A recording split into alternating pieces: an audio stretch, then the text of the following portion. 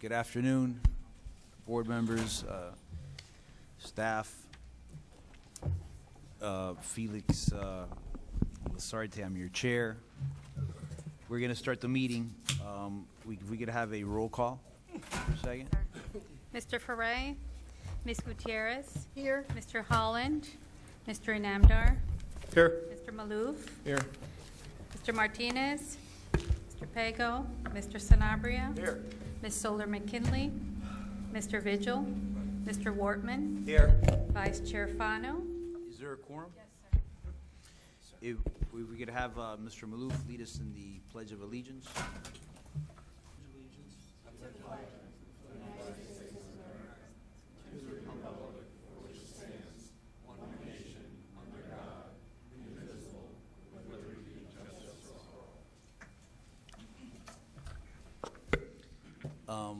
Madam Attorney, declaration of voting conflicts. Thank you, Mr. Chair.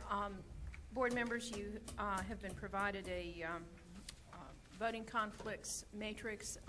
If you would review that in relation to the action items on the agenda today.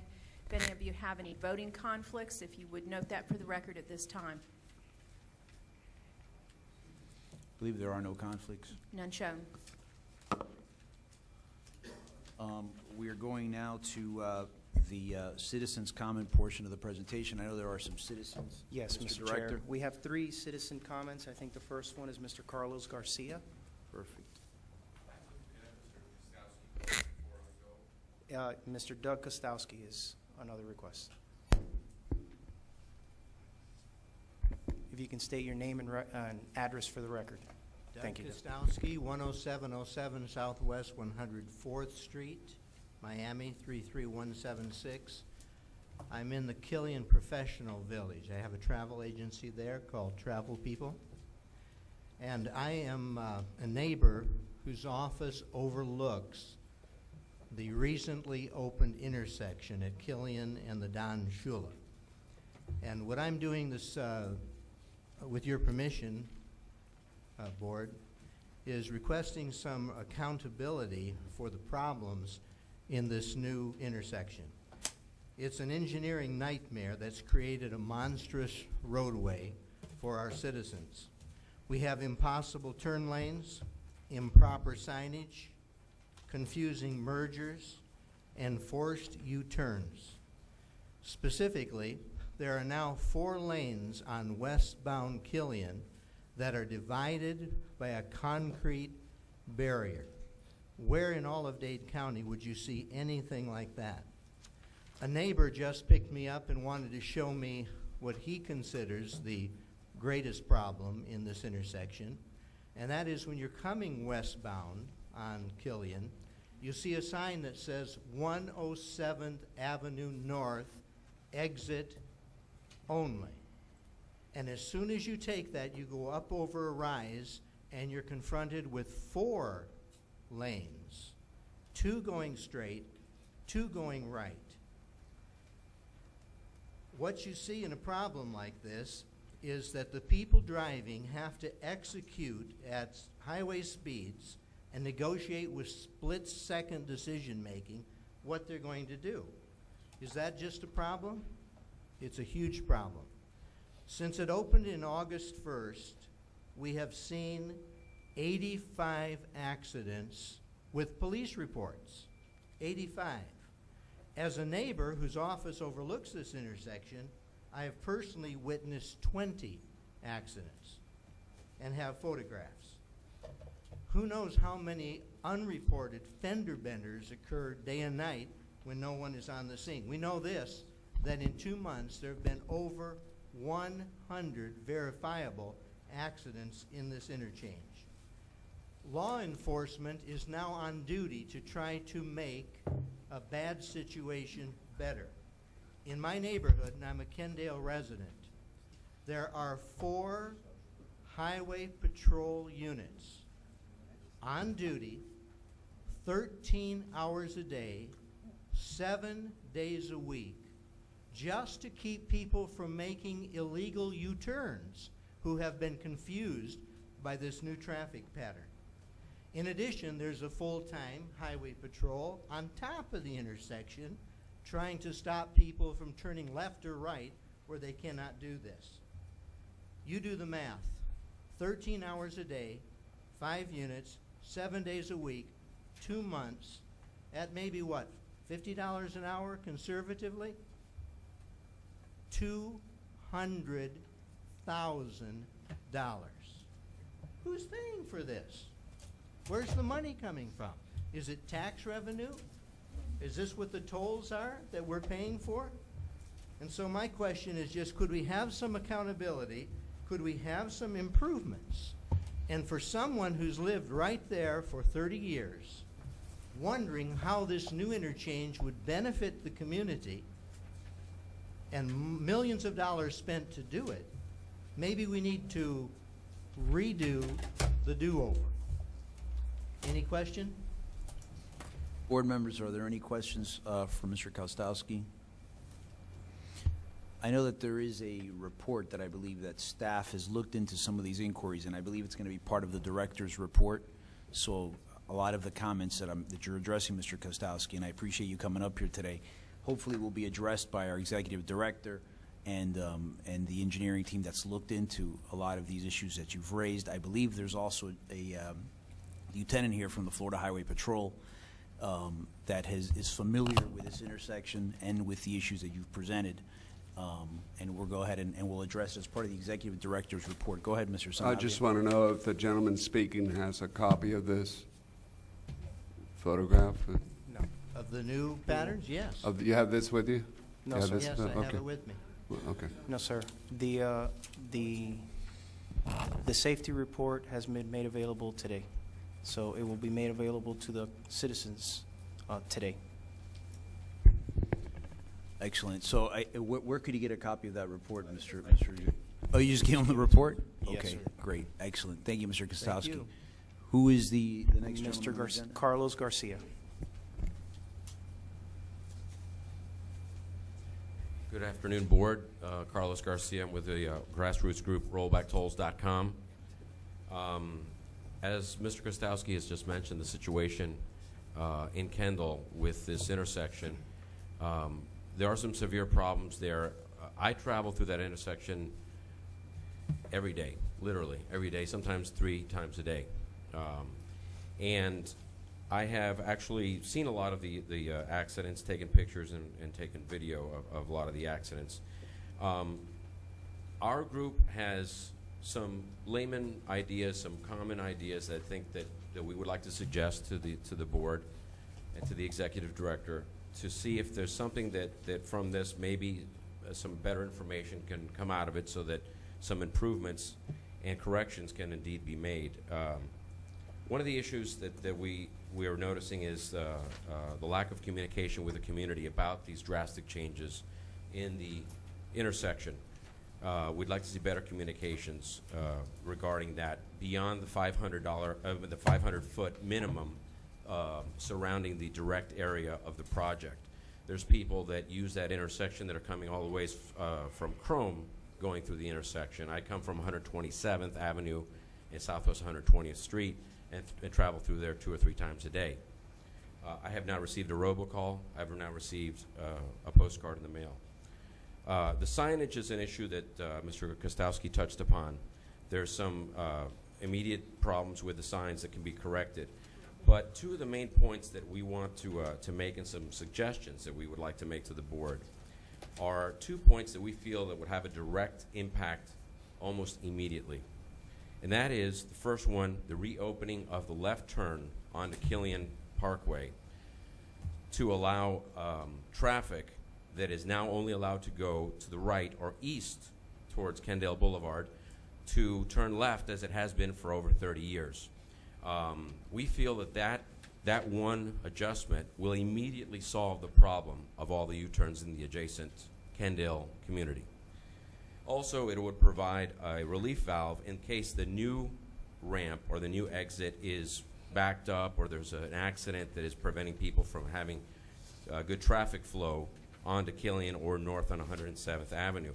And we feel that's important. Something that I think with just some minimal timing light adjustments, that could be reinstated, that left turn, westbound on Killian. The second thing that we'd like to bring up is cameras. We don't see any cameras at that intersection. If MDX is very concerned or really concerned about gathering information, as I know that they are, where are the cameras?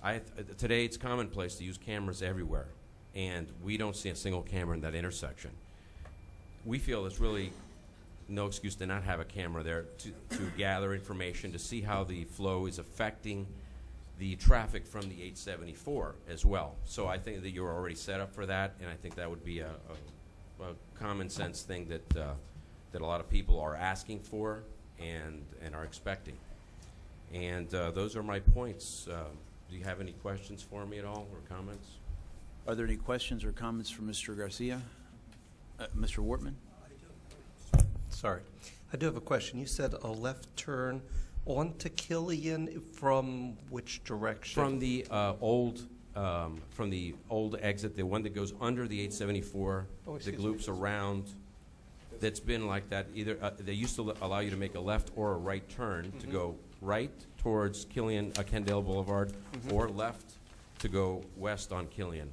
That lane has been closed to a right only, and that is what's causing all the U-turns in the adjacent Kendale community.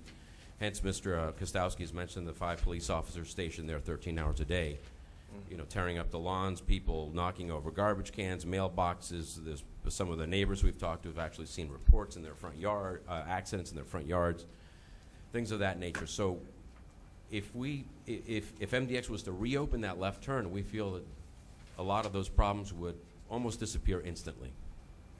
Thank you. Any questions from the board members?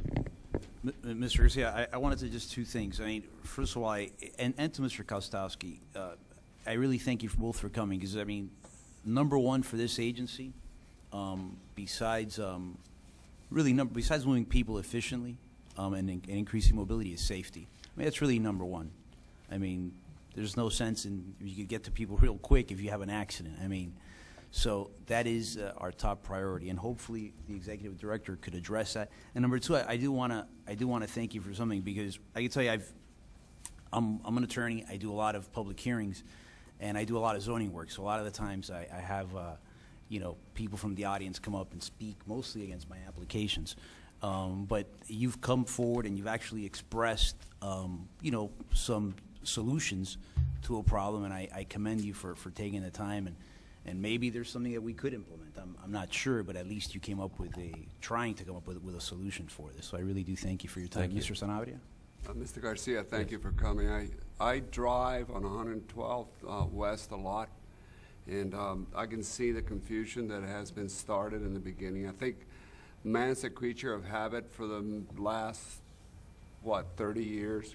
It's been that one ramp that you're describing, and now everything's changing up. So people, and it could be our fault, and I agree with you. Maybe we should notify a broader base of people to be aware of the changes in the lineup of the lanes, so they can line up. But Mr. Director Javier, Yes. Is it possible to do a left lane on there? Because I see that it seems like it's slanted towards the right turn. So, Mr. Sanabria, the reconfiguration of the interchange eliminated that left turn to eliminate a signal phase at that intersection, which was a major cause of traffic delays on Killian 104th. By eliminating that left turn phase and putting it off on the right-hand exit, you eliminate a phase and you get to move traffic. so once through there. once everybody gets used to the pattern, it's definitely going to. Yeah. We'll see. Yeah. We'll see. Only time will tell. The lane is there. It's closed right now. There's some barriers there. If you could remove the barriers, resurface it, and put that left arrow again and retime the lights, we think that it would have a drastic effect on the situation. Thank you. Thank you for your time. I appreciate your The time. third speaker is Dr. Robert Bueso. Is the third person that made a request. Good afternoon. Good afternoon. I'm Dr. Robert Hueso, and I'd like to read these comments if you don't mind, because sometimes I tend to ramble. I'm Dr. Robert Hueso, president of the Valuation Group, an 8-office consulting company headquartered in D.C. and serving our clients from New York, Boston, Miami, Chicago, Atlanta, Brazil, and Buenos Aires. I currently reside in one of my houses in Miami at 10555 Southwest 103rd Street. The Valuation Group partly specializes in full-scale economic consulting and quantifying infrastructural projects, particularly in the international sector. These include road, bridge, highway, seaport, airport, mass transit system building, and expansion. I'm here today to discuss with you my overall viewpoints on user fees or tolling highways, as well as the State Roads 874 and Killian Interchange project. As an expert on transit systems and traffic, I can attest to the high quality of the construction undertaken and finished by MDX in Miami. I have observed how they work hard at keeping the areas affected informed of traffic lane and system changes. How they have worked with traffic patterns in mind, a fact that means significant work is performed between 10 a.m. and about 3 or 4 p.m., and again late at night and into the wee hours of the morning. And that inherently, this increases costs of the project. They appear to meet deadlines, work within their budgets, and deliver improvements that are much needed by Miami-Dade residents. I use the word appear because I personally have not conducted an audit of their projects, but do go by the available public records of their enterprise. Moreover, MDX has a clearly articulated vision of the infrastructural needs of the county. These include wider and more connective expressways, a more coherent and timely bus system, and a responsible and quantifiable approach to overall flows of people within the county. Overall flows include such issues as how to transport more people from their homes to their place of employment, the quote-unquote journey to work, in an expeditious manner.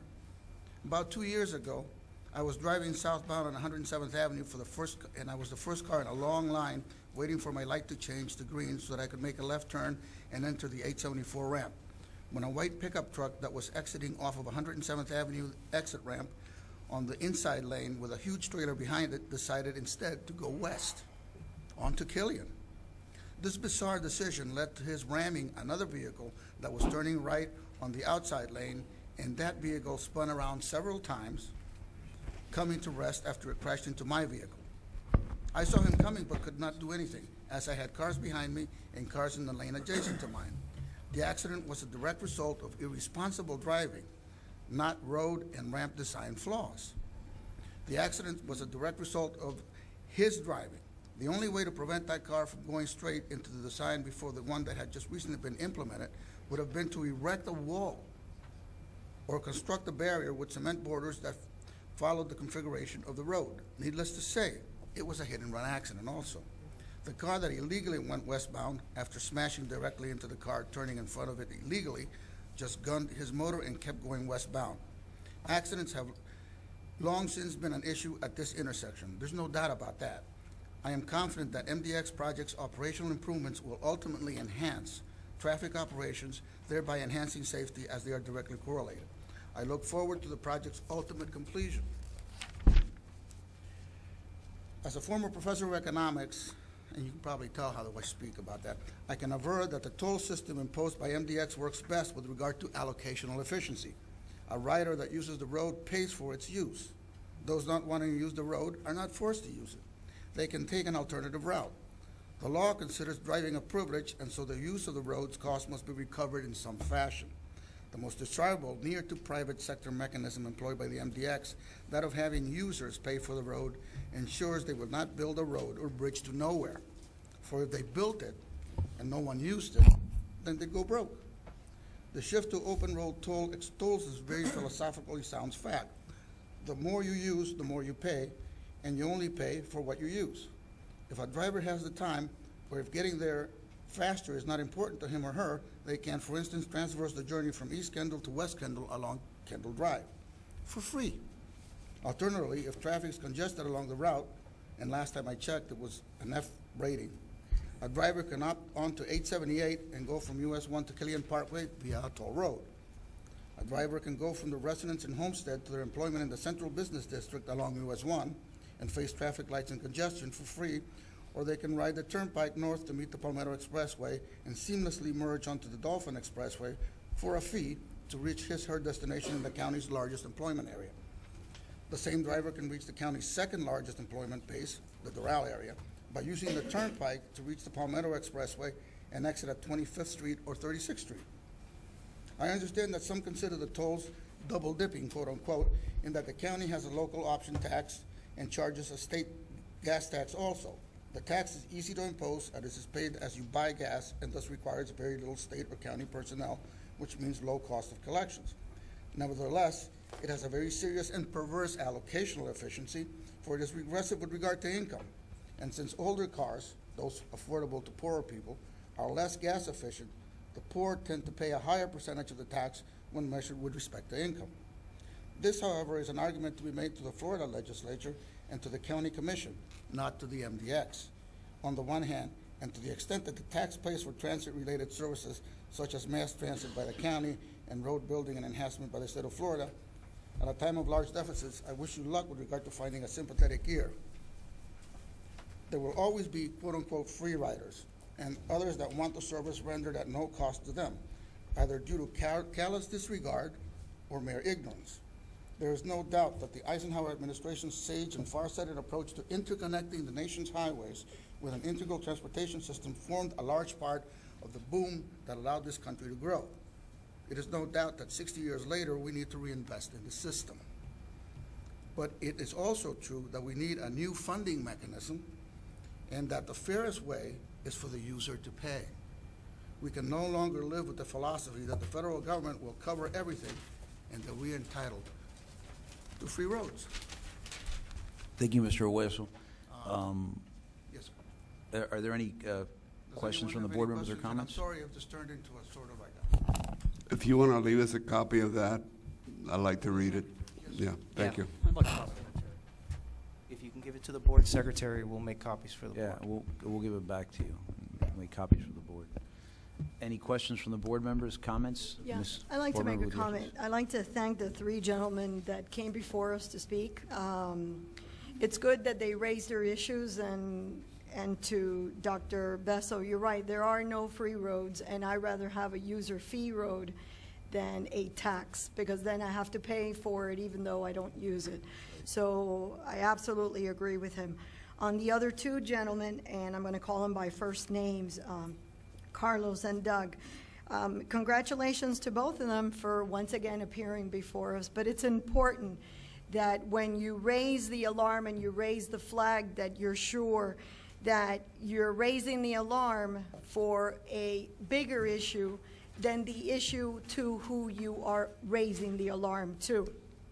So without being Monday morning engineers, which we don't want to be Monday morning engineers, I also want to congratulate MDX for diligently proceeding and following their process of what they needed to do next. As such, the alarm was raised. And in our packet today, we have the safety initial assessment report. And what I would like to urge our board, our executive director, and our engineers to invite the gentlemen to please sit down with you and go through this, because as they raise the alarm, you have taken it upon yourself to do the right thing and go and inquire and conduct a safety assessment.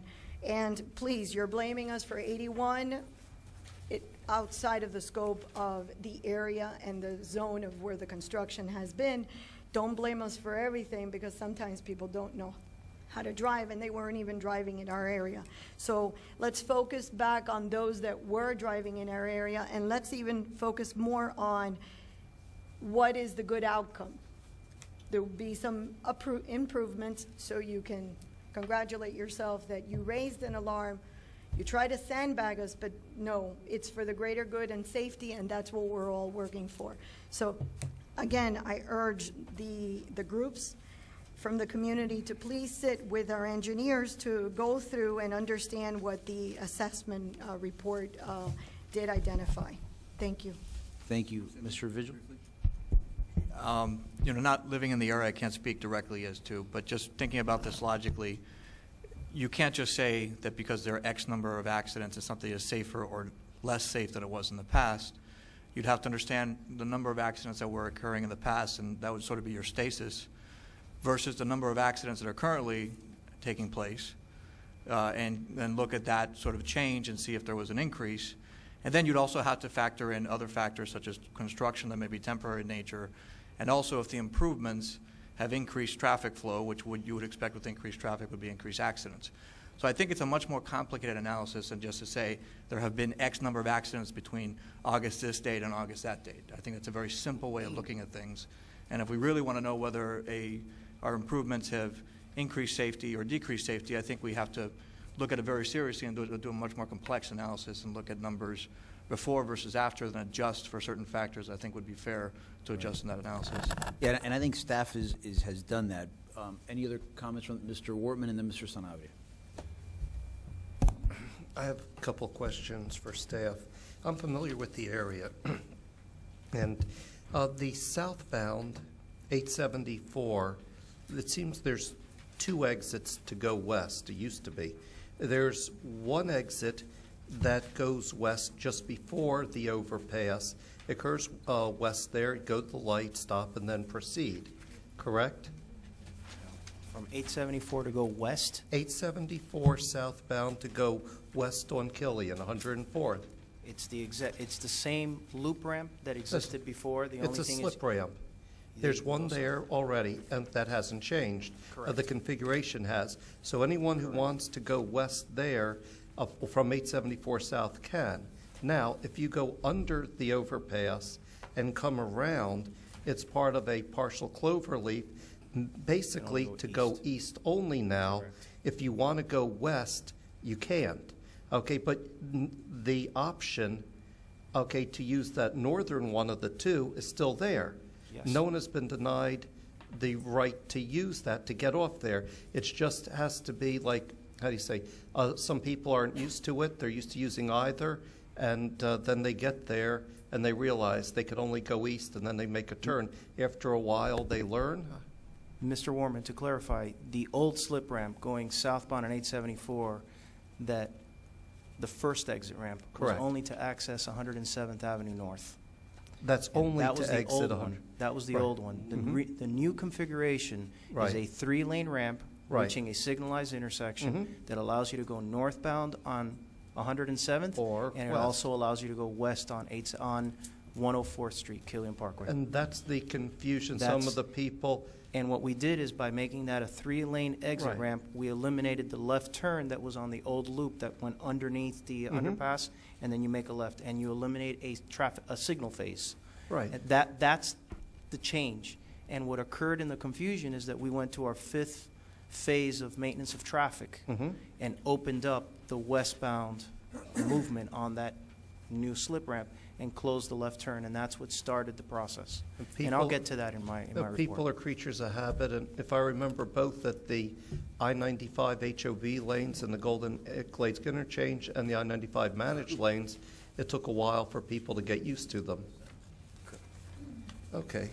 And secondly was the part regarding the number. I was looking at the picture, the chart over here. Those that were actually in the interchange versus the Metro-Dade study area, or call area, which is much greater. Okay, those are my only questions, and you're going to address that in your report, so I apologize if I jumped the gun. Mr. Sanabria? I'm sure that Mr. Director Rodriguez has an excellent response to all these issues. It's a matter of getting used to the configuration of the road. It may be a matter where we may want to expand, as some gentleman has suggested that came here and spoke before us, educating the general public, because there are some people that come from very far away to attend Miami-Dade Junior College, was an actual 4-year college now, and a number of other places. So that may be one of the things we can tweak and help out, but I would just defer to Mr. Rodriguez's presentation. So thanks. Any other comments from the board for now? Board members, there is a special guest today in the audience, and Mr. Ananth Prasad, the Secretary of FDOT, is here, and he is also Gus Payo's boss. So I want Gus Payo to go ahead and introduce him to the board, and if Mr. Prasad could go ahead and address the board for a couple minutes and give us an update. Thank you, Chairman. It's my great pleasure to introduce Ananth Prasad. He was appointed by Governor Rick Scott in April and is a veteran of over 20 years in the Transportation Agency, 18 of which was with the department in various roles, not only in the districts but also in Tallahassee. And with great ado, on the request of Board Member Foray. Anath happened to be here in the city for today and took up the board member on his invitation to address the board. With that, Anath? Thank you, Thank you, Gus. Good afternoon, Chairman, Executive Director Javier Rodriguez, and members of the board. Truly excited to be here. Just wanted to share with you, we have an excellent working relationship with the Miami-Dade Expressway Authority. I know Gus and my team. It really takes a true partnership with all the agencies, not only the Expressway Authority, but the Miami-Dade County, Miami-Dade Transit, various cities, to deliver transportation. And just hearing some of the comments made by the previous citizen, it takes a lot of us to deliver it, and roads are not free. And we're getting to that decision point very soon where gas tax as a funding source is not sustainable, and we've got to look to some sort of user fee to pay for it. And obviously tolls are a user fee. You pay tolls when you use the facility, and you don't pay tolls if you don't. And there's a lot of debate in the state, nationally, about the use of tolls on existing expressway, and MDX has been very bold in championing some great ideas in the region, which we're going to steal, such as the bus rapid transit on some existing facilities and running buses on the shoulder. I'm going to take that back to Turnpike and kind of see what we can do on the Turnpike, and trying to expand that. And as most of you probably read in the newspapers last week, I-95 Express has been a great success story for the region. And coupled with that, the bus rapid, the express buses that run between Miami and Broward, has seen in excess of 400% increase in ridership. And it's a true success. And I look forward to working with all of you and with Javier, and continue to make true investments in transportation in the region, because transportation, as you know, not only connects people, we use it day in and day out, regardless of the socioeconomic background. It's truly an economic generator, and as governor's focused on jobs, we're going to do everything possible to create jobs, and also build a state-of-the-art infrastructure, not only for the next 5, 7, 10 years, but also make the decision that state of Florida will have the best infrastructure for decades to come. So with that, I'm open for any Thank you very much. Are there any comments or questions to the Secretary from the Board? Thank you. Thank you so much for coming. Thank you. Appreciate it. Thank you for your time. All right. They left the board speechless. Not easy to do. Oh, and we like Gus Pego. Give him a raise. Thank you, board members. My performance evaluation is tomorrow. Lunch tomorrow? Just kidding. All right, we all take a vote. We all agree with Member Sanabria. All righty. I think you got the approval of minutes. If we could have a motion to approve the minutes. Move. Made. Second. Hearing no objections, that item carries. We'll go ahead and move on to the Executive Director's report. Thank you, Mr. Chair. And before I begin my report, I'd like to ask the board if we can move the General Counsel's report and the attorney-client meeting to the end of the meeting after the action items, if that's okay with the board. Absolutely. Okay. Mr. Chairman, my report this month is, first of all, welcome back from the summer break. Before we broke for the summer, Mr. Chairman, you asked 3 specific issues that you wanted us to focus on. So I'll address the 3, give you an update on the 3, and then address this issue of Killian Parkway interchange. The first update I want to give you on is on working with the public schools here in Miami-Dade County on a safety program. You asked to be socially responsible, to work with Miami-Dade County Public Schools to educate and inform on driver safety, distracted driving, drinking and driving. Right now, we've forged a partnership with Miami-Dade County Public Schools, and during this fall, we're going to be working with them at Hialeah Miami Lake Senior High during Teen Safe Driving Week, which is in October of this year. That's only the precursor to a bigger program that we're going to work with them that will launch in January at high schools, middle schools, and elementary schools. That bigger program will include PSAs prepared by the students, poster contests by the students, bumper sticker safety contests by the students, and visits from professionals in the industry and people that work in and around transportation to those schools. We're creating a speakers bureau. We're creating a pledge team for the schools. We're developing a whole curriculum for the students to learn, just like I did when I went to school, on drinking and driving and the safeties of seatbelts. We are at a stage where distracted driving is a epidemic we take for granted. And until we hit somebody from behind, or unfortunately, someone loses their life. So we've started that process. We've also continued our partnership with local media and some private partners.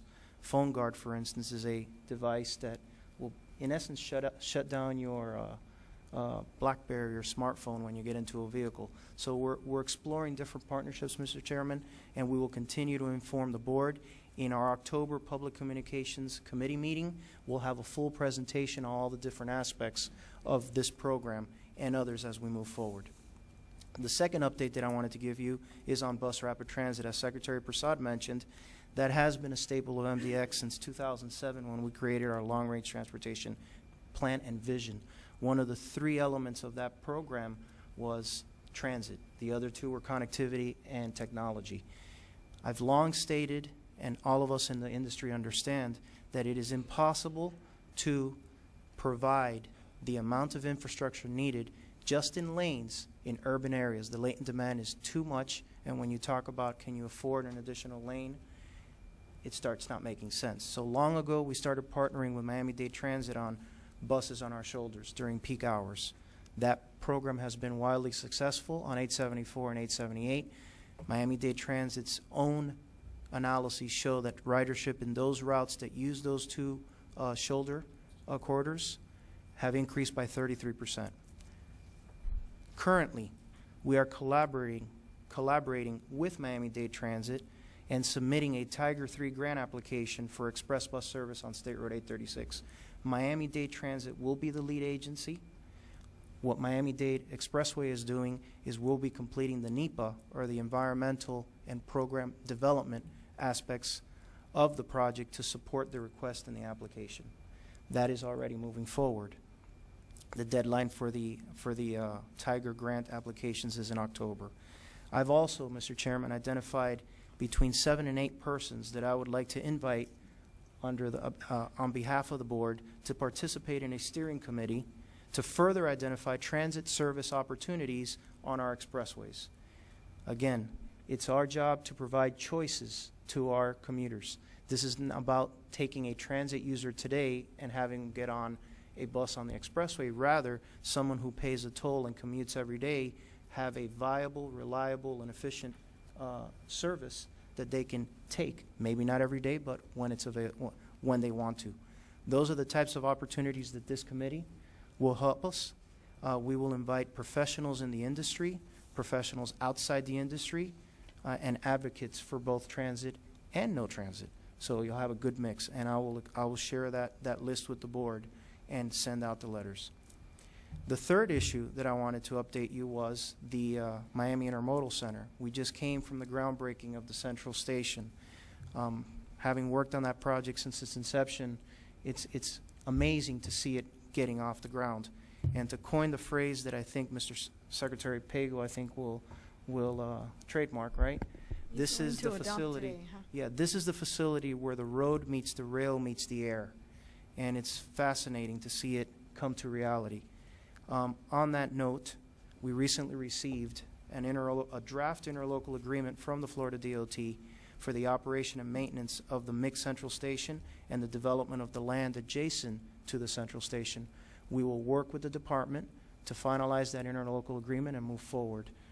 It is our intent to ensure that the users of this facility. The residents and visitors of this community benefit from this tremendous investment that's been made in Miami-Dade County. And now I'll address the Killian Parkway issue. And I'm not going to get into the entire report because, as I think Board Member Gutierrez said, I think that the right thing to do is to sit down with the residents that are here and the ones that have called me and go over this analysis. But just to highlight, one accident is too many. As professional engineers, it is our duty and it's our job to ensure public safety. So when we opened the 5th phase of maintenance of traffic and we saw that there was backing up on the expressway, which is how it started, we immediately deployed our engineers out to the field and added additional signage in the form of video message boards out in the expressway. We then started seeing that people were still taking the old loop. Whether it's out of habit or not is immaterial to us. But the fact that they were trying to make a left turn when it wasn't there became a safety issue, which is why we deployed the police officer to be there and ensure that those left turns didn't occur. At the request of the citizens, of the residents of that community, there was people making U-turns in various streets. So we deployed and we talked to the contractor and we posted police officers there because their yards were being torn up. We made a commitment from day one that anything that has been torn up will be replaced when the job is done. That's been a commitment to those residents, and we will fulfill that obligation. With all this being said, we commissioned a safety analysis. That is what you typically do when you have an issue. That's what we typically do as engineers. I asked 2 safety engineers that have over 40 years of experience that both served as former FDOT district safety engineers, Carlos Francis and Vivek Reddy, to perform this analysis. I wanted to know what was going on. I wanted to know why the accidents were happening, where they were happening, and more importantly, is there anything that we can do to mitigate those accidents? The first thing we realized is the number of accidents. The majority of the accidents do occur outside of the construction zone. We understand that. We saw it. There's not much we can do if an accident occurs inside Miami-Dade College or inside a private parking lot. With that said, there was 12 accidents that occurred specifically because we changed travel patterns. So we focused on those specifically. The report, board members, makes recommendations for additional signage or revisions to signage. We've met with the community previously and other members that are not here who have made recommendations, and we're acting on those to better delineate and inform people where they're going along 104th and Killian Parkway, because that is the delineator of Killian, and 104th is 107th. It's on page 4 or 5 of your report. I will tell you that all of these issues will be implemented, and we will continue to work with the last one, which is a possibility of extending a 4th westbound lane on Killian Parkway to the intersection of Southwest 108th Avenue. The reason that hasn't been done is because it needs right-of-way from the college, and we need to coordinate that with the Miami-Dade County and with the state, because this is State Road 990.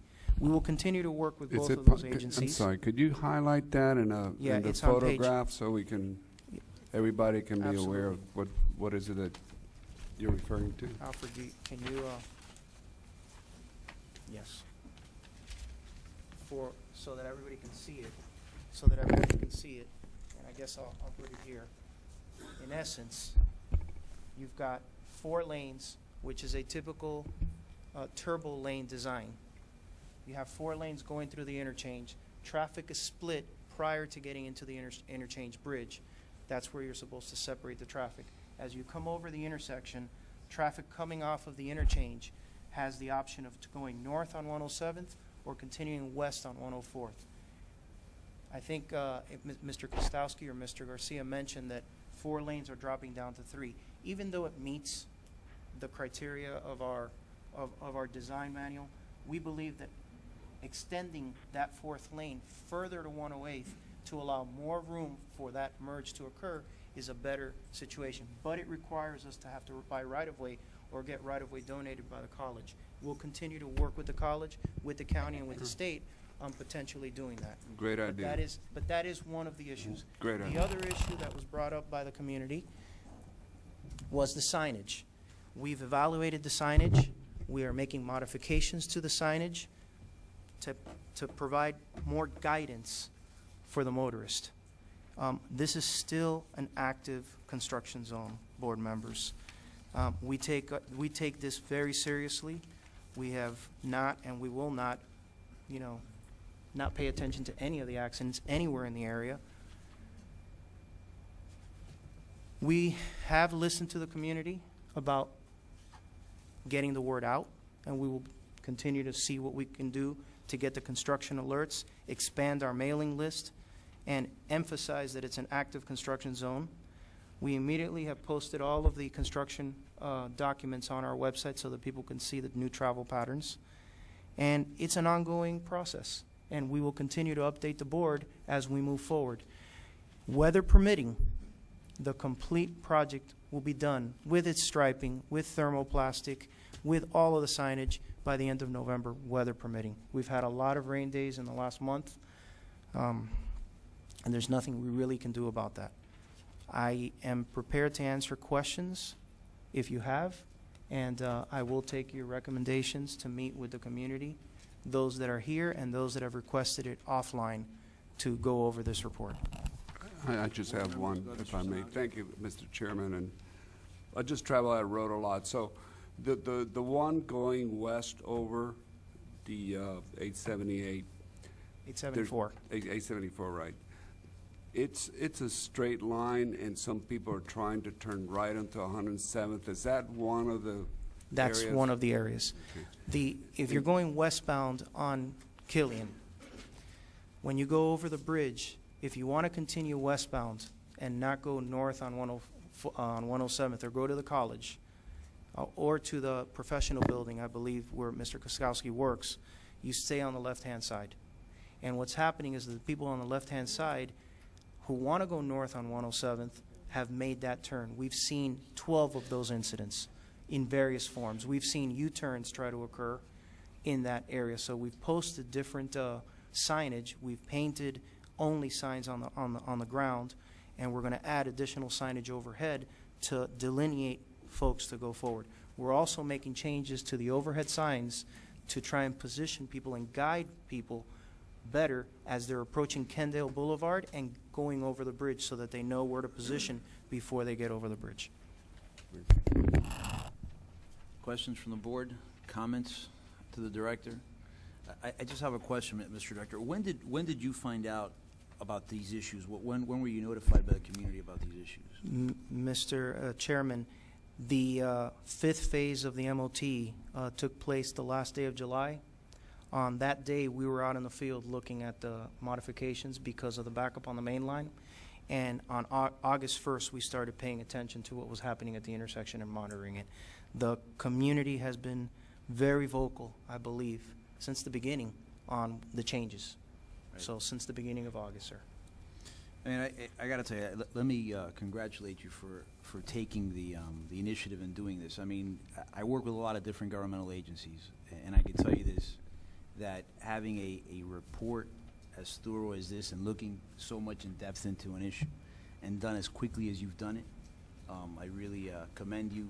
And I know we take safety as a top priority, but I know because I go to different agencies and I hear complaints all the time for different issues.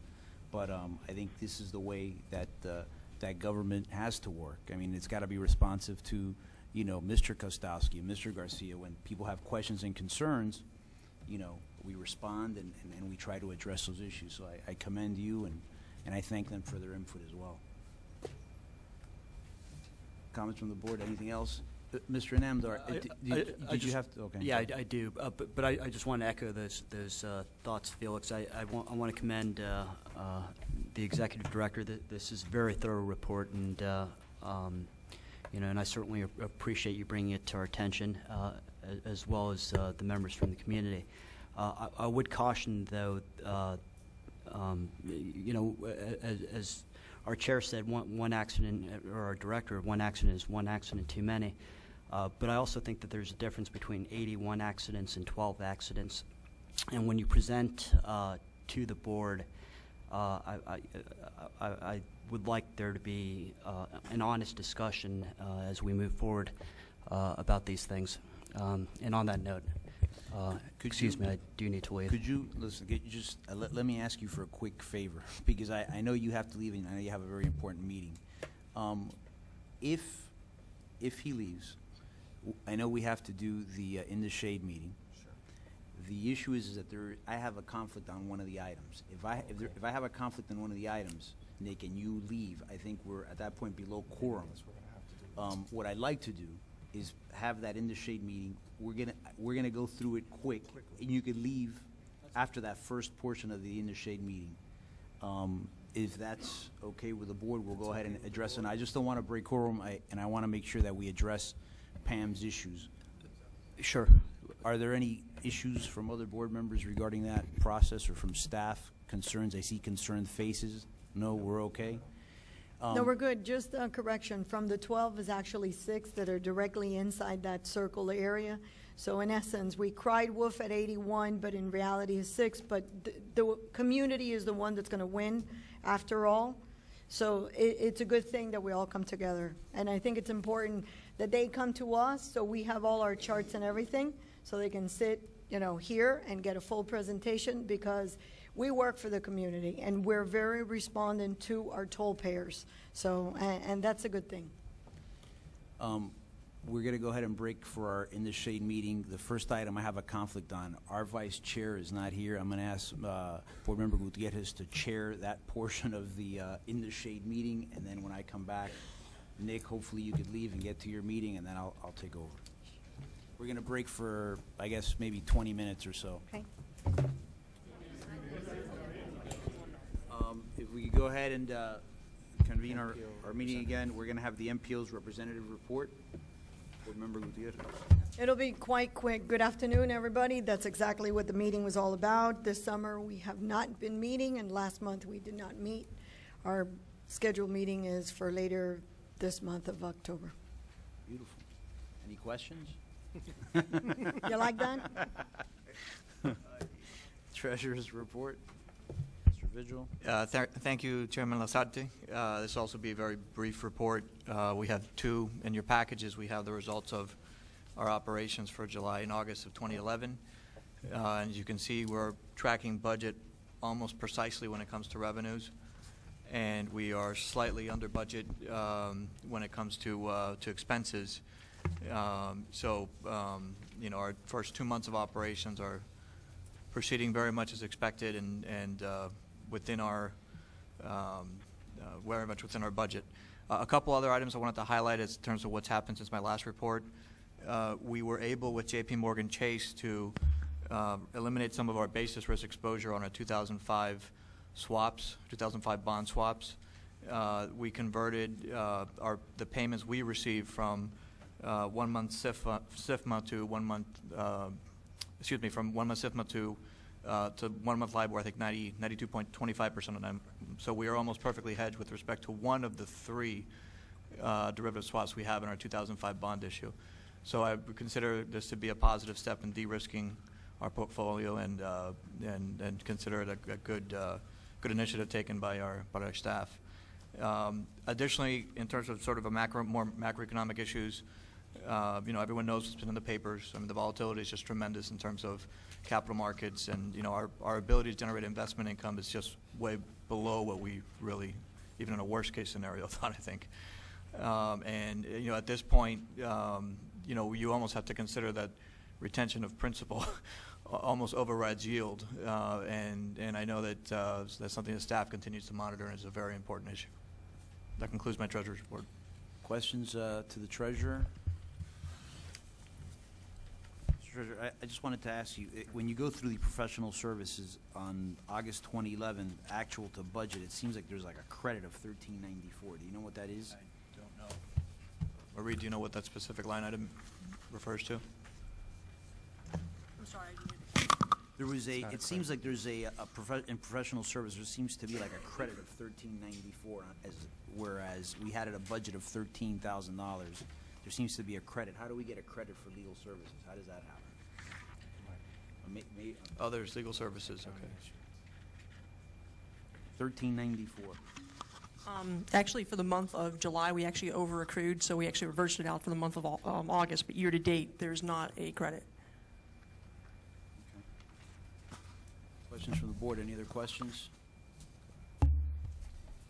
Move on to the next item, which is the committee reports. We'll include those. And they're part of the record. The consent agenda, item number 8. Is there a motion to approve the consent agenda? Second. Motion, there's a second. Hearing no objections, that item passes. Moving on to the regular agenda, item 9A.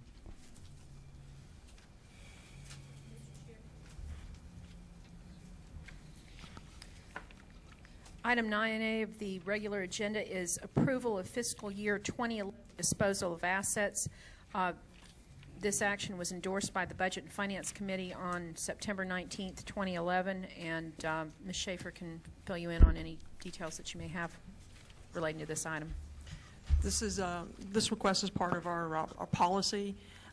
Essentially, this is a book accounting entry. As we work on projects and we put new projects in, there is, per the general Americans consultants, recommendations on removal of assets from a book perspective. So we're requesting the board to approve the amount that's recommended by the GEC. Make that motion. Mr. Wortman, there's a motion. Is there a second? Is there any questions from the board? Yeah, for point of clarification, what type of assets are we disposing? So, because it sounds more than what it really is. Yeah, I can give an example, and I think we had this example at Budget and Finance. There's pavement that's been put on the highway. We milled and resurfaced the roadway, and it had a service life, let's say, of 12 years. And we come later and reconstruct that area. The general consultant is obligated to look at that first investment that we made in our asset and depreciate it to a certain point. It becomes a book value because the remainder life has to be disposed of because you got a new project that you put on top of it. So that's what is here. That's what's in the front page where you look at the No, I know. different projects. That's what it is. I Yes. saw that was the point. That's what it is. Yes. There's a motion. Go ahead, Mr. Second the motion, but I just want to clarify, these are disposition of balance sheet assets, not actual things that we can touch. Right. Exactly. There's a motion. There's a second. If there aren't any other questions or comments, that item passes. Item B. Mr. Chair, item 9B is the contract for electronic payment receipt system. This action was endorsed by the Budget and Finance Committee on September 19th, 2011. There's two modifications. First, the extension of the term of the contract with Bank of America Merchant Services, and the second part is to revise the not-to-exceed contract amount and to make that a budget-driven limit. And if you have any questions, I believe that Ms. Cordero can answer those for you. There's a motion. I believe is that. Or is I have a would you like to question. make I have a comment? question. Okay, Mr. Sanabria and then Ms. Gutierrez. On, Marie, did you go out to the marketplace and talk to other banks or just, because how long have we had this? This contract we've had for several years. This is actually competitive, procured through the state. I'm sorry, I can't hear you. This contract was actually, we're piggybacking upon the state contract, and it's 2 cents per transaction. We did go out to the marketplace, and I did speak to several financial institutions, and actually the state had the better rates because of the volume of transactions that they process. Okay, and this contract needs to be, I know where you're going. I think I know where you're going with your question. Well, I'm glad you know where I'm going because I never know where I'm going, so that's good. Is this a service that needs to be consolidated with one vendor? Is that one? Actually not. This was a service that they provided the service for credit card transactions. The volume of transactions that we experienced last year due to going to open road tolling, we couldn't project on how many customers were actually going to pay by credit card or send in their check through the lockbox. So that's why we were asking to remove the cap. Okay. Given that now we have more transactions that we're actually processing in this contract, did we go up in the level of the charges, meaning now we are charged less per transaction? Did we move up? Did this take us up, or we stayed at the same level? it's at the same level, and again, we went out to speak to various financial institutions, and because of the millions and millions of transactions the state processes, 2 cents per transaction is actually very economical in comparison to other financial institutions. So in other words, is that the number across the board for all state transactions? Yes. So, okay, so you're already getting the benefit of the higher volume. Correct. I will say that, the state is going to reprocure this service, and if they're able to, come out with a cheaper rate, obviously we'd like to take advantage of that as well. Yeah, no, I would like to see if other retail people can also piggyback on the opportunity. It's great. Thank you. Mr. Wortman? Oh, I was just going to make a motion to approve it. A motion, is there a second on this item? Motion is second. Any comments or questions? Hearing no objections, the item passes. Item C. Item C is approval Before we of, proceed, this may not be the one because of the highly technical nature I'd like to see more local banks being involved with us. That's a policy, and I'd like to see if there's a possibility, as long as it doesn't handicap or hurt your operating systems or your efficiencies or your costs. I'd like to see that. I think everybody on the board would agree with that, too. Do we bank with any local banks? I mean, do we bank with anybody local? That's Well, just, we're a government agency and we're required per the statute to follow Chapter 280, and as far as where we deposit our money. So we do look to other local banks, per se, to maybe do a CD and other investment opportunities. But the bulk of our money actually resides in the Bank of New York, which is our trustee. anything else, Mr. Sanabria? Moving on, item C.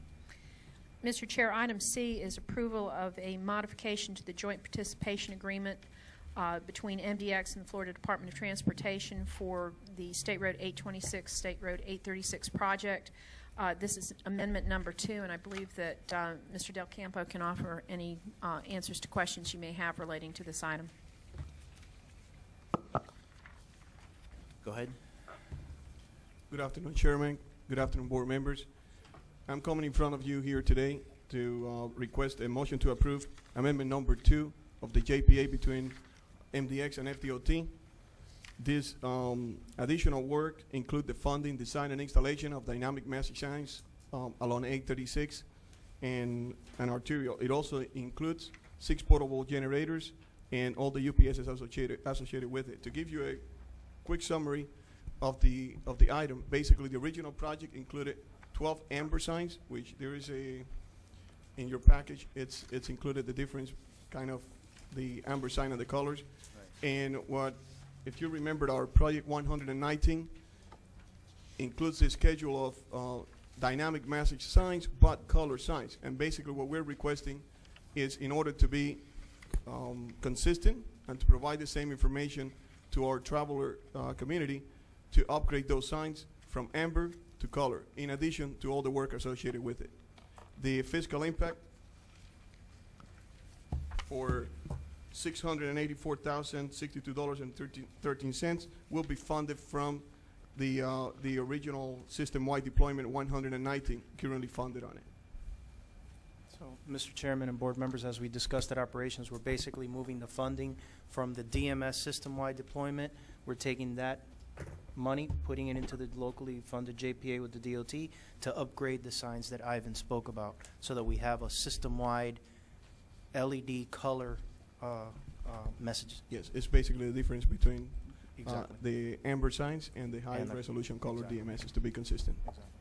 I have a question. Are these in addition to the ones that we're going to go ahead and our own DMS system? These are the ones that are included inside the interchange that FDOT is constructing right now at 826, 836. So basically, it's to be consistent. It's to be consistent. It's to Exactly. It matches with what FDOT Exactly. has. That is correct. The original project only included 12 amber. Amber. We're just upgrading to be consistent with our department. Correct. Mr. Chairman, I'd like to make a motion to approve it. Excellent. I'll second. There's a second. Are there any other questions from the board? No, hearing no objections, item carries. Item D.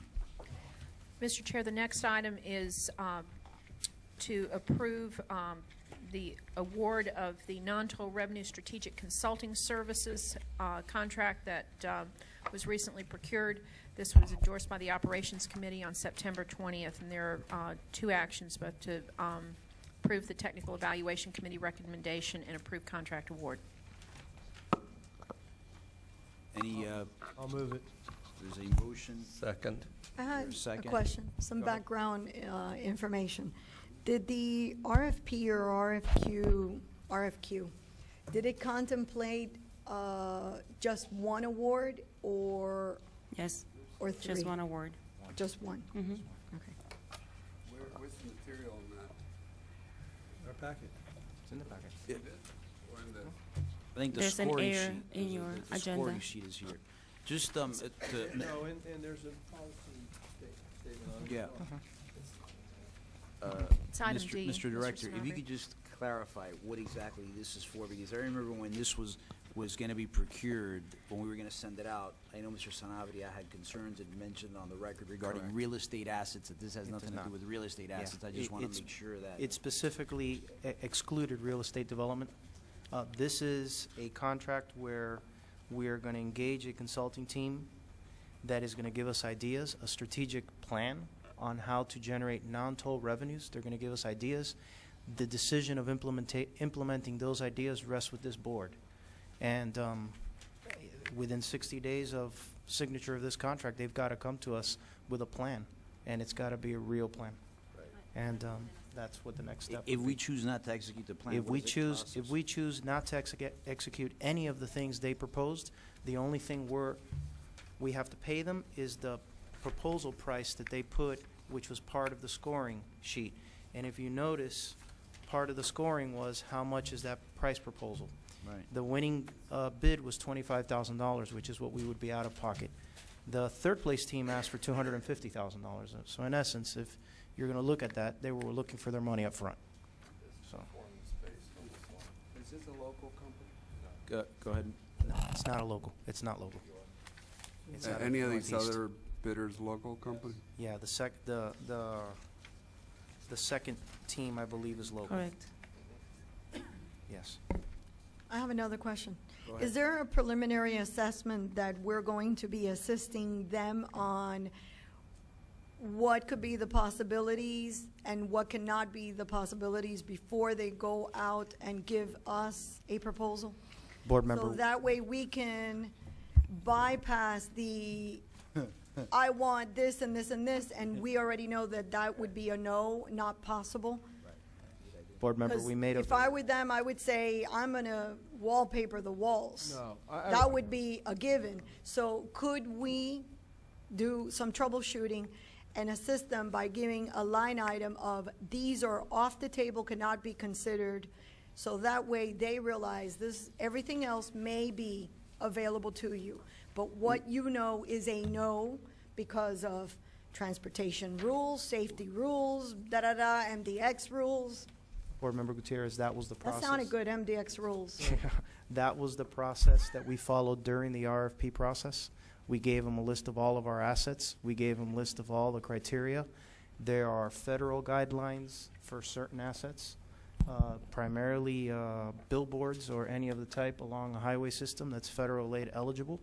So they know all of that. So they have a list of They've what's got off an the idea. They've got an idea of what are the assets, not only the assets that we have physically, but those assets that we have intrinsically as far as our toll system, the mail-outs. They understand the entire operation at MDX, and based on all of that, they're going to give us proposals and ideas Mr. of how to Chairman. generate. Mr. Chairman. Hold on, I think you were actually wanted Yeah. to speak before Mr. Move, because Right, I saw you I've- nodding, and then Mr. Sanabria. I was the board liaison on the committee for this procurement, and the general understanding is that once the contract was approved, that they would sit with staff and there would be dialogue and consensus reached on what direction MDX wanted to go. And then based on that, they would be given a directive to put together a package that was suitable for MDX's needs, and then they would present it to staff for final, for vetting and approval. Mr. Sanabria? How's this How's this group getting paid? Is it a flat fee? Is it an hourly? Is it a consulting? Is it a success? Where's the matter of where and how it gets paid? Go ahead, Helen. The way that we structure the contract is that the $25,000 that they bid, that was part of the selection process, that would be their compensation for putting together the assessment report and the implementation report. But they would only get paid that amount of money if we get twice in income. So whatever project they come up with that this board approves and they move forward with, before they get compensated the $25,000 for the preparation of those reports, we need to make twice that amount of money. And then for implementing the different projects that the board approves, they're going to get a commission, but that commission will be negotiated depending on the project, the type of project that it is. A commission. But they would only get paid that commission again once we make double that amount. Give me some detail on the commission. The commission will be negotiated on a per project basis, depending on what it is. If it's a marketing, if it's an advertisement deal, then depending on what would be, I guess, prudent for that industry, that would be the commission. So they get paid to come up with some plans. If we adopt the plans, because it at least pays twice what the $25,000, then we have to make money before they make any money. Let me finish, Helen. Then they can be part of the deal in terms of a commission agent. They get a commission for what? Yes. Yeah, for how long and what? That depends on the project again. All of that will be negotiated on a per project basis. Is there a ceiling on the commission? Is there? Yes, there is a ceiling. Okay, you're gonna. It's in the RFP. Through the chair, just so I can explain, there's a lot of dialogue, and we had people from the airport on the committee, and they recently went through several advertising and marketing programs, and all of these companies have, to a certain in varying degrees, have experience in branding campaigns, national branding campaigns, and advertising, and working with major commercial institutional clients that market that utilize. I don't have a dispute with that. I'm just wanting to be clarified. Maybe Cindy knows better, being in the industry, or my colleague Maritza, as to how a commission works in that kind of promotional venture. Maybe you guys know better. And it's essentially performance-based. If they perform, but what the number could be? Looking for a number. I'm a numbers guy. If I remember correctly, the cap for a commission, regardless of what type of deal it was no more than 25. No more than what? 25. That was the cap, no matter what type of deal it was. But the deal, that was going to be negotiated on a per project basis. Exactly. So for every project that we approve for them to implement, we're going to be negotiating their compensation package at that point. But there was a cap that we would not pay more than 25% commission. 25% commission. And we would not pay them until we got double what their commission, what their compensation would be. Correct. Let me ask you, let's just run a scenario. Great business. Say that they come up with a great idea to do X, right? And I guess what's going to happen then is that the board would then decide whether we want to proceed with idea X. Correct, Mr. Director? Correct. And then as part of that discussion with this board, right, you would say what price we want to pay these guys for X. When that idea comes to you, if it's an idea that we want to move forward, we would bring to you a complete package of the finances of that proposal. Right. And at that point, you would say yay or nay. One of the reasons we capped it at 25% is we looked at other programs here in Florida and outside of Florida. One example is the road rangers or the service patrols, where a company X becomes the broker of, putting signage or advertising on it, and the commission is higher. So we looked around, and as this has become more prevalent, that commission pricing is starting to go down, which is why we capped it. And we also wrote into the RFP that we reserve the right to negotiate on a per issue, because it really depends what's brought before us. And if I can add, in other words, they're going to come with a suggestion, Mr. Sanabria, but then again, we could sit here and come back and order staff to maybe, work the numbers and tweak them a little bit. I mean, look, at the way I look at it is right now we're making zero on this stuff. If we could start making money on some of these assets, that's really the non-toll revenue, and that's what Mr. Garcia and some of those folks want us to be doing, which is generating non-toll revenue, and hopefully some of that stuff will help out those you know, the What if, rebate what if programs. somebody else other than this designated idea person comes in with an idea that comes to us? Mr. Then what happens then? Yeah. Board Member Sanabria, as we stated in the RFP, this is non-exclusive. At any time, we do have an unsolicited proposal policy, which we would accept and evaluate on a per idea basis. They understand that. It was fully discussed during the process of selection. It would exclude their participation in their commission basis? What do you mean it would exclude? If somebody comes from the outside, comes with a great idea, and Mr. Warman and everybody else likes it, and we adopt it, does it become under their line of authority? It's not their idea, yeah. It's not outside, exclusive yeah. to them, exactly. Yeah. It's not, we don't have to give it to them. I have one more question. Go ahead. In terms of this agreement, what is the length of it? It's a one-year contract with the option to renew for 2 more. Okay. Does the contract for the 1 year with the options of 2, does it contemplate if someone is buying the rights, this is hypothetical, the rights to putting their sign on the Road Rangers, all our trucks, that's part of the contract. And that's a 5-year agreement with some AYZ company. Does that continue to pay them the commission beyond their initial 1 year, 2 year contract renewal, right? Yes. Yes. Okay, good. Could I add something? Have we put together a contract yet on this, or is that forthcoming? It's well, you guys are approving the contract as you approve the I know, selection. but in terms of the language, that was the language of the contract part of the RFP? Correct. Yes. Okay, so it's already been sort of set in Yes. stone. Okay, Mhm. well, I guess too late. My suggestion was to, I'm a bit concerned that someone claimed that they're entitled to a long-term annuity because they introduced a very common concept. I mean, if they come up with something that's, gee whiz, this is really cool, then maybe they have a good argument. But if they essentially tell us we could put a couple billboards here, I'm not saying they shouldn't receive compensation, but it doesn't justify a 10, 15-year annuity when we can just as soon turn it over to Clear Channel and probably make as much money, if not more. So, that would be the contract should address that. The standard contract doesn't commit us to anything. It's very flexible in that matter so that we can analyze the proposals one by one and determine what would be the best option depending on So what they have no entitlement until the board agrees that they will receive a certain percentage over time. It's clear that they have no right to argue or claim that. Correct. Those things will be negotiated on a per project basis. So what the term of that compensation would be and what the amount of the compensation would be, it would be on a per project basis. And it comes Okay. here. Point- In other And words, it it'll comes come to here. this Point of meeting. clarification, Yeah, go because ahead. I think we're confusing idea concept with actual proposal contract from an advertiser. Absolutely. They come up with an idea, they're being paid for their proposal of ideas, $25,000. That's off the table. Then now comes, they have to go sell those items that were in the book of list of ideas.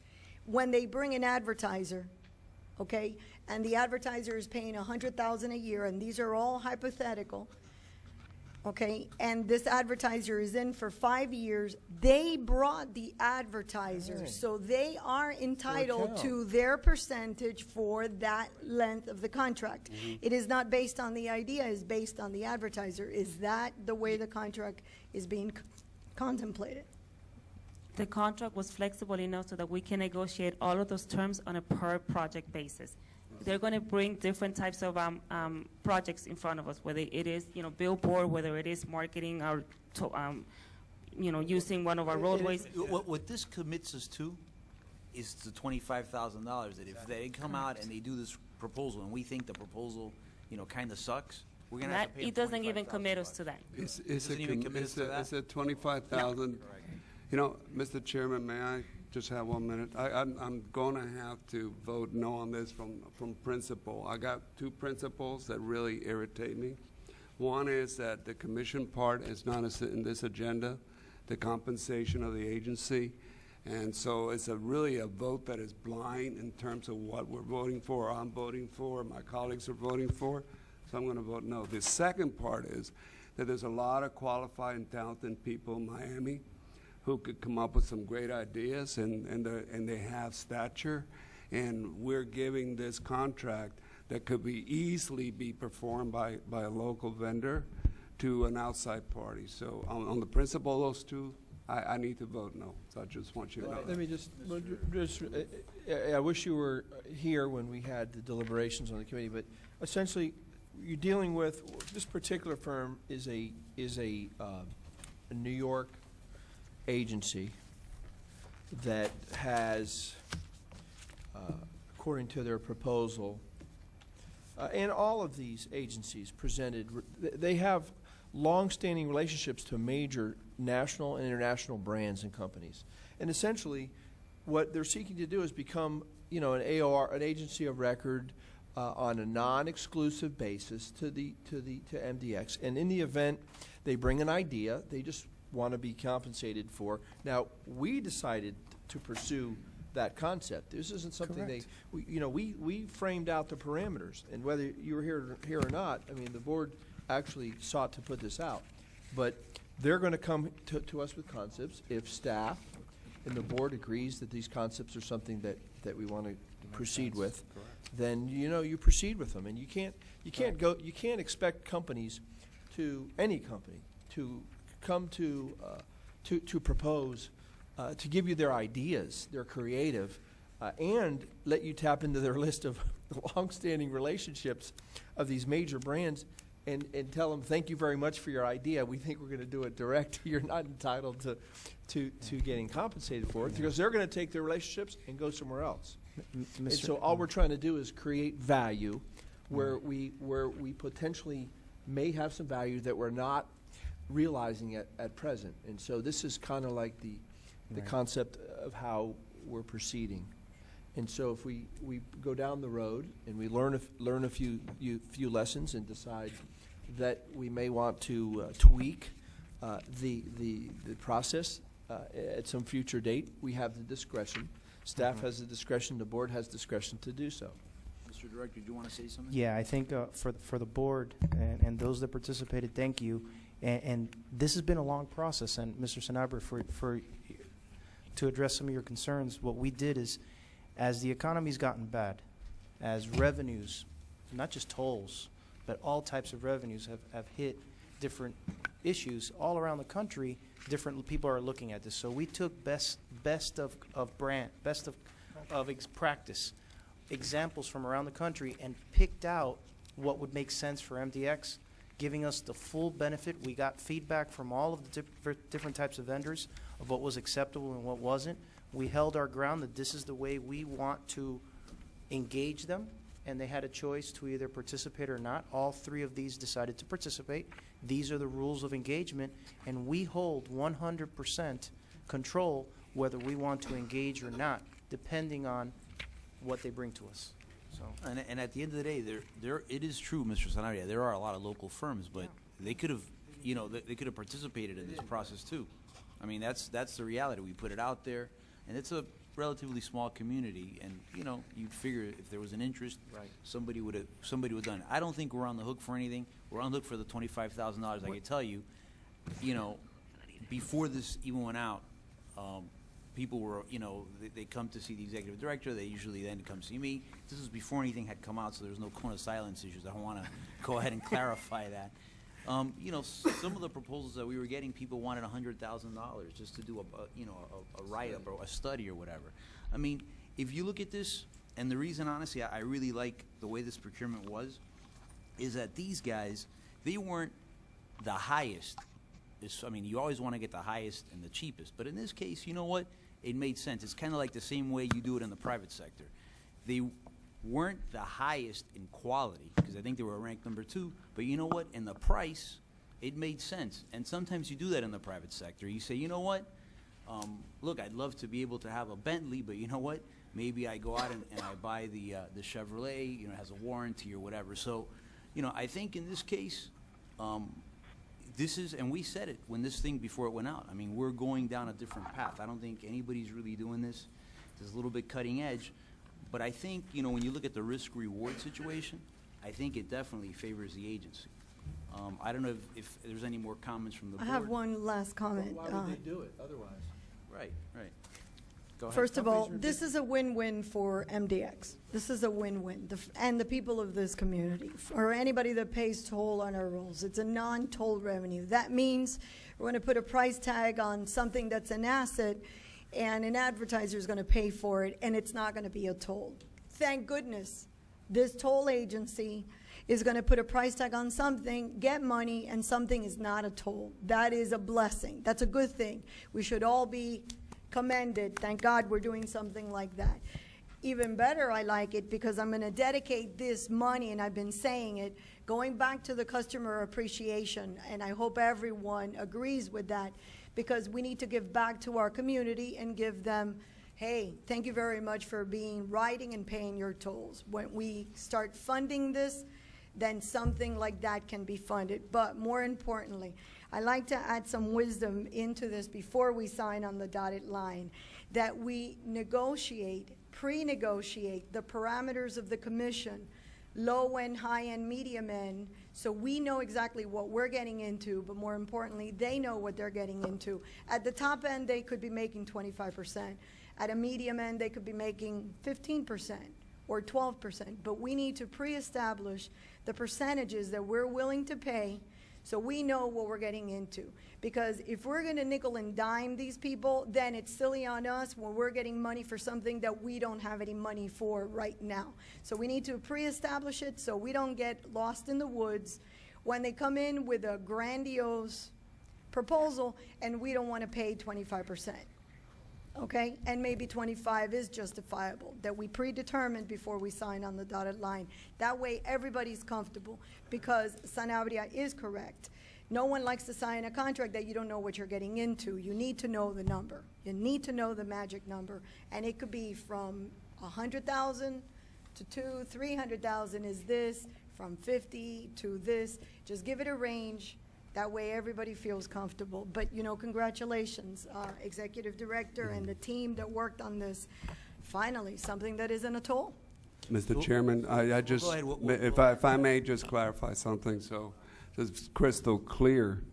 I'm the one, okay, that brought the policy of non-toll revenues. I'm the one, okay, that inserted into our policies. All right, so I truly believe in non-toll revenue. The reason I'm opposed to this, and you stated one of the items, is that it's a blind vote. It's a blind vote with the compensation package not being crystal clear. If it was here, if it was spelled out and said 25% for this and that, fine. That one item is out of the way. The second item I have, it's not fair to us because everybody has an option to bid, and if they don't, it's not shame on us, it's shame on them. After the fact. Now, Yeah. the second item is just like my previous comment on local banks, local vendors. This economy, as we all know, in this area is hurting, and anything we can do to help, you know, local vendors. Perhaps there weren't enough responders to the bid, and that's okay. But So maybe, now it's been off the table and everything has been clarified. Yeah. So since you So- made a policy for the non-toll revenue, that means that now we have your vote, right? no. It should You don't have be. my vote It because, should be. I'd if- rather have remember, a local it's company. non-toll revenue. It's Yeah. No, It's you not have going to my cost vote us from the anything. principal. Oh, and also, point of clarification, she said it.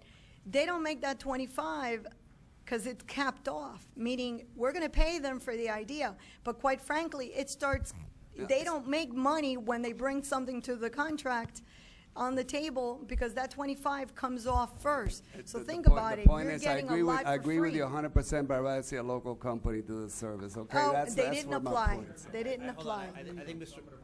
No, okay, you're okay. Hold on for a second, please. Mr. Wortman, go ahead. Thank you. Okay. You want to take credit for it too? Because I was the chair when this came on, so I'll take full credit for this. Okay. Oh, I'm not trying to take credit for it. All I know is I remember us discussing this in the mid-late 1990s. Thank God that we have had Maritza, Gonzalo, and other people help bring this forward to a head. We've been talking about non-toll revenue forever. We have a stinking one-year contract with 2 options to renew, that if we went out to rebid it, we'd be halfway through it before anyone responded. Okay, we have 0 downside. The 25,000 they don't even see until they bring something in. And I don't care if they make 10, 15, 25, or 75% on this first go-round, because every penny we get is more money than we're getting in now, which is 0. Okay, my suggestion, this has been discussed, this has gone through, this is our first real shot at this. I mean, I think they did a pretty good job, and staff is going to work out the kinks with this. I'd like to see us actually get off the inertia of 0 and move forward, move this motion, approve it, and let's get on with this. So the question's been called. What we're going to have is a roll call vote. Madam Secretary, go ahead. Ms. Gutierrez. Raise hand, yes. Mr. Maloof. Yes. Mr. Pago. Yes. Mr. Sanabria. No. Mr. Vigil. Yes. Mr. Wortman. Yes. Chair Lasarte. Yes. Mr. Holland, Oh, Mr. Holland, are you in favor or against? I'm in favor, and I've been on since the beginning, even when you took, I had to wait 30 minutes. But I support it. okay. Great. Informational items, the chair's comments. I was going to get into actually a pretty lengthy presentation about Berlin, but I promise you I will say that for the next meeting. It's just that we are, yeah. But 2 things before we adjourn. Number 1, our former vice chair, Louis Martinez, had a baby girl. Wanted to congratulate him, and send him our best wishes to him and his wife and his other baby. And then I know that that one of somebody who's been in the MDX family for a long time, Tere Garcia, I believe it's her birthday. I'm not going to say how old she is, but She's Tere, 30. 30. She doesn't mind advertising, she's 30. She's 30. Tere, happy birthday on behalf of the board and everyone here at MDX. Is there a motion to adjourn? Second. Thank you.